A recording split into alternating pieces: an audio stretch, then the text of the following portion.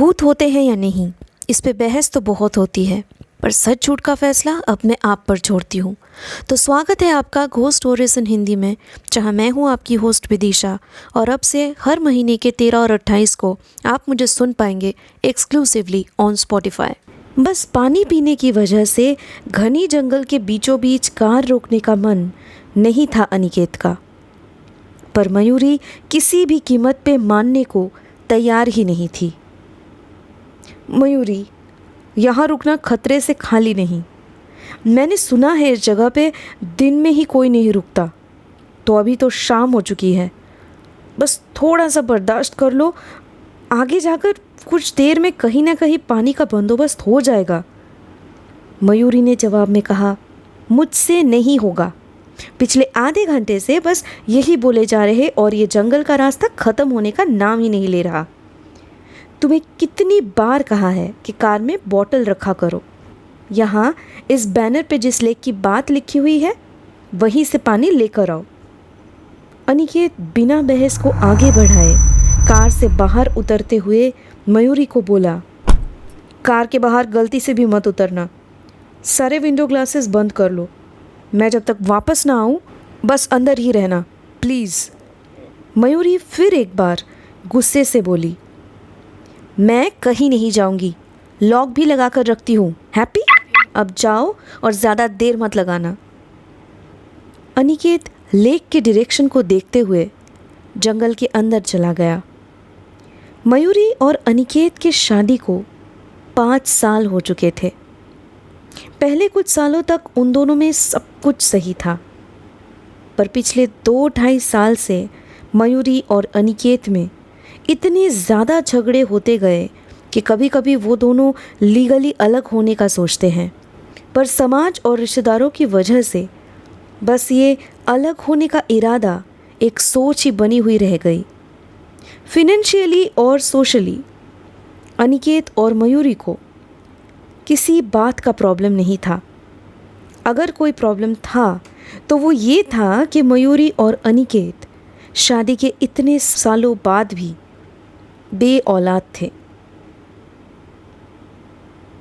अनिकेत को ये बात कभी रास ही नहीं आई कि आज के दिन में टेक्नोलॉजी और साइंस बहुत आगे बढ़ चुकी है, इसलिए अगर वो और मयूरी किसी डॉक्टर से सलाह लेकर अपना चेकअप करवाए तो शायद सारी प्रॉब्लम्स का कोई ना कोई सल्यूशन निकल ही आएगा। मयूरी तो अपना चेकअप करवा ही रही थी, पर जब तक अनिकेत भी अपने आप से पहल ना करे तब तक आगे बात बढ़ ही नहीं सकती थी। दरअसल अनिकेत को इन सब बातों में कोई दिलचस्पी थी ही नहीं। अगर उसे कुछ चाहिए था तो वो था बस ज़्यादा सैलरी और प्रमोशन। मयूरी मन ही मन कार में बैठकर ये सब सोच ही रही थी कि कैसे एक बार फिर वो अनिकेत को किसी तरह कन्विंस करे कि वो डॉक्टर के पास जाए। ठीक तभी कार के विंडो में किसी ने जैसे नॉक किया। मयूरी एकदम से चौंक गई। कौन? पर जब उसने विंडो की तरफ देखा तो वहां कोई नहीं था। मन का वहम मानकर मयूरी ने अपना मोबाइल निकाला और एक नंबर डायल किया। 2 बार रिंग होते ही फ़ोन के उस पार से मयूरी की माँ ने कॉल रिसीव किया और कहा, अरे मायू, कहाँ है बेटा? नयनतारा जी ने कॉल किया था थोड़ी देर पहले, बोली कि तुम दोनों अभी तक घर नहीं पहुँचे। कहाँ हो तुम लोग? मयूरी अपनी माँ को खिलखिलाकर हंसते हुए बोली, अरे माँ, हम लोग बच्चे थोड़ी हैं कि गुम हो जाएंगे। ठीक से घर पहुँच जाएंगे माँ, आप चिंता मत करो। बस ये बताओ आपकी तबीयत कैसी है? मयूरी की माँ ने कहा, अब काफ़ी ठीक है बेटा। तुम लोग घर पहुंचकर मुझे और नयनतारा जी को कॉल कर देना। मयूरी ने तसल्ली देते हुए कहा, ठीक है माँ, फ़िलहाल अनिकेत मेरे लिए पानी लाने गए हैं। उनके आते ही फिर से रवाना होंगे और घर पहुंचकर आप दोनों को इत्तला कर देंगे। आप अपना ख्याल रखना। रखती हूँ माँ, बाय। मयूरी ने जैसे ही वो कॉल काटते हुए मोबाइल स्क्रीन की तरफ देखा। तभी एक बार फिर जैसे किसी ने कार के विंडो पर दोबारा से नॉक किया। कौन है? जो उसने देखा उसके बाद मयूरी बहुत डर गई। काले लिबास में कोई औरत घूंघट से अपने पूरा सर ढके हुए उसके कार की खिड़की के सामने खड़ी थी। इस जंगल के बारे में काफ़ी कुछ कहानियाँ सुनी थी अनिकेत से मयूरी ने। अपने दोस्त के घर सुबह जब पार्टी अटेंड करने वो लोग निकले थे, तब अनिकेत कार में बैठकर उन कहानियों का जिक्र किया था मयूरी को। पर मयूरी को सब कहानियाँ बस मन घड़न ही लगी। उसने अनिकेत को कहा था, ऐसा करो तुम स्टोरी राइटर बन जाओ, कुछ भी बकवास को सच मान लेते हो तुम। आज के दिन में 1000 साल पुरानी एक सुनी सुनाई कहानी पे तुमको यकीन हो गया। तुम ही करो भरोसा इन पे, मुझे मत बताया करो, हद हो गई। मयूरी के ताने सुनकर अनिकेत ने उसके बाद एक शब्द भी नहीं कहा था पूरे रास्ते। शायद उसे थोड़ा बुरा लगा था, पर तब मयूरी को नहीं पता था कि अनिकेत की बातों में सच्चाई भी हो सकती है। इस पल अपनी आँखों से उस औरत को देखकर मयूरी को पहली बार डर का एहसास होने लगा। वो औरत अपना हाथ ऊपर की, जंगल की तरफ अपनी उंगली से इशारा करके बोली, मारे घर से निकल जाओ, निकल जाओ मारे घर से। मयूरी के कानों में उस औरत की डरावनी आवाज़ आते ही वो बिना कुछ आगे सुने एकदम से अपने दोनों हाथों से कान बंद करके चिल्लाई और चीखते हुए बोलती रही, जाओ यहाँ से, अभी के अभी जाओ, चले जाओ यहाँ से। मयूरी तब शांत हुई जब आखिर में अनिकेत ने कार के अंदर आकर उसके कंधे पे हाथ रखते हुए कहा, मयूरी क्या हुआ? मयूरी तुम चीख क्यों रही थी? सब ठीक तो है? किसे जाने के लिए बोल रही थी? अनिकेत को अपने पास देखकर मयूरी के जान में जान आई। वो फूट फूट कर रोते हुए बोली, मैं यहाँ इधर खिड़की पे। औरत तुम ठीक हो? अब बस चलो यहाँ से, मुझे घर जाना है, मुझे घर जाना है अनिकेत।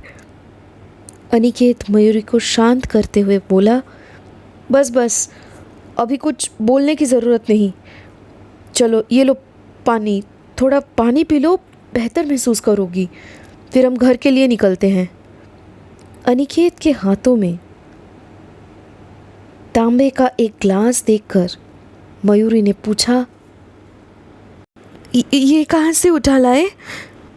वो जंगल में लेक तो था, पर उस लेक का पानी बहुत गंदा था। मैं शायद वापस भी आ जाता, लेकिन तभी मुझे एक पुरानी सी झोपड़ी दिखी, वहीं से मुझे मिला ये ग्लास। मयूरी ने अनिकेत के हाथों से वो ग्लास लेकर थोड़ा पानी पीकर उसे वापस कर दिया। अनिकेत ने कार स्टार्ट करते हुए कहा, तुम अब आंखें बंद करके आराम करो, मैं तुमको उठा दूंगा घर पहुंचकर, कुछ मत सोचो। अब घर पहुंचकर भी मयूरी काफ़ी थकी हुई महसूस कर रही थी और इसलिए अनिकेत ने भी उसे सो जाने को कहा।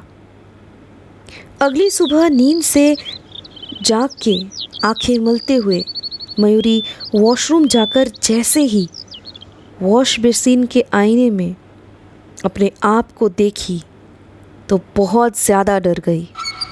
उसका दिमाग जैसे काम करना बंद कर दिया।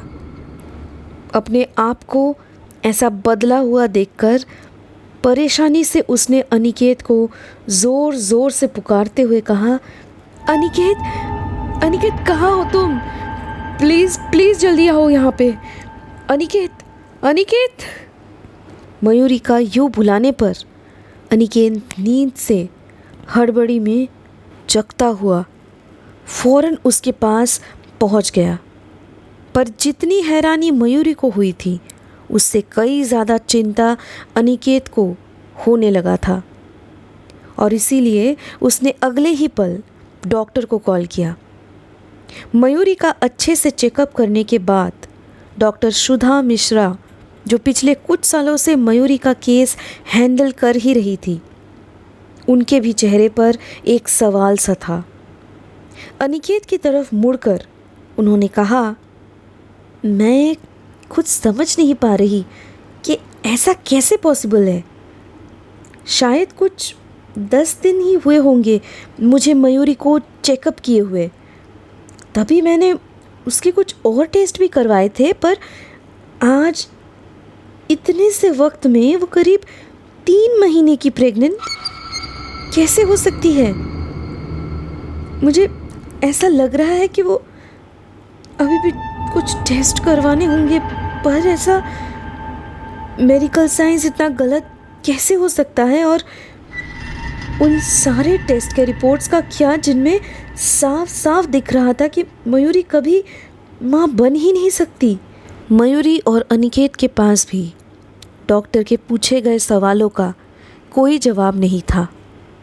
इसके बाद डॉक्टर मिश्रा ने कुछ और प्रेगनेंसी टेस्ट करवाने के लिए सलाह दी, पर उसका भी रिपोर्ट पॉजिटिव आने पर उनको लगा कि शायद कहीं पे उन्होंने मयूरी को अच्छे से चेकअप नहीं किया होगा। खैर, जो भी था, मयूरी अपने होने वाले बच्चे को लेकर बहुत ज़्यादा एक्साइटेड थी। उसके मन में इतने सालों से बस ये एक ही ख्वाहिश थी कि कब वो माँ बनेगी। मयूरी को डॉक्टर मिश्रा का कंफर्मेशन मिलते ही उसने सबसे पहले अपनी माँ को कॉल लगाया। मयूरी की माँ ये खुशखबरी सुनकर खुशी से फूले नहीं समा रही थी। उन्होंने मयूरी से कहा, तू एकदम चिंता मत करना मायू, जब तक तेरी डिलीवरी नहीं होगी मैं तुझे अकेला नहीं छोड़ूंगी। कल ही मैं तेरे पास पहुंचती हूँ, तेरा पूरा ध्यान मैं रखूंगी बेटा। मयूरी की ज़िंदगी में उसके माँ, अनिकेत और सासू माँ के अलावा कोई नहीं था, पर यह बात सच थी कि मयूरी को इस दुनिया में अगर सबसे ज़्यादा किसी से लगाव था तो वो थी उसकी माँ। बचपन में पापा के गुजरने के बाद अपने पूरे मेहनत से मयूरी को उन्होंने इस दुनिया के काबिल बनाया। माँ का दर्जा इसलिए भगवान के समान था मयूरी के पास। अपने माँ से मिलने के सपने संजोते हुए मयूरी माँ के लिए उनका रूम तैयार करने लगी। बस आज की रात और कल सुबह माँ मेरे पास होगी।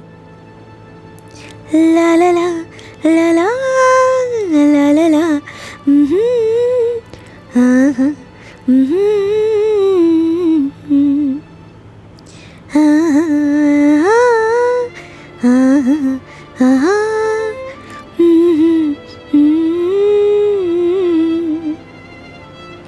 अपनी माँ का सिखाया हुआ गाना गुनगुनाते हुए अचानक से मयूरी ने अपने मोबाइल के रिंगटोन की आवाज़ सुनी।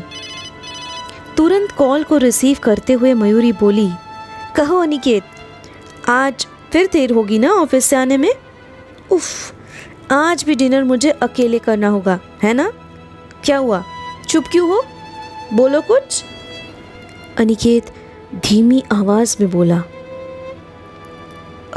मयूरी, एक बुरी खबर है।